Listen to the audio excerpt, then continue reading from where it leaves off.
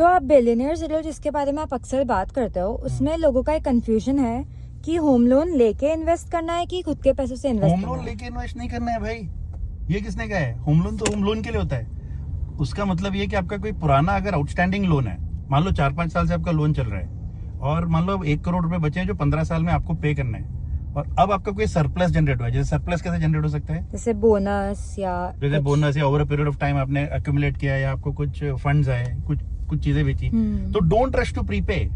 तो मैं ये कह रहा हूँ कि बिलियनर्स लोग ये समझते हैं कि जो होम लोन है वो सस्ता है, उसको कंटिन्यू करिए क्योंकि वो एमोर्टाइजेशन है, वो रिड्यूसिंग प्रिंसिपल पे काम करता है। और आप अगर ये इन्वेस्ट कर दोगे तो कंपाउंडिंग की वजह से आप उतने टाइम फ्रेम में उसको बीट करोगे। तो एग्जांपल हमने क्या लिया था, 1 करोड़ का 15 साल अगर आउटस्टैंडिंग है, करेक्ट, तो इंटरेस्ट कितना पे करोगे आप? Around 80 lakhs। हाँ, एट 7-8% के आसपास। हाँ। और अगर यही पैसे आप इन्वेस्ट कर दोगे तो आप कितना बनाओगे? 1 करोड़, 2 करोड़, नहीं, कितना? 3.6 3.3 to 3.5 करोड़, एक ह्यूज डिफरेंस है।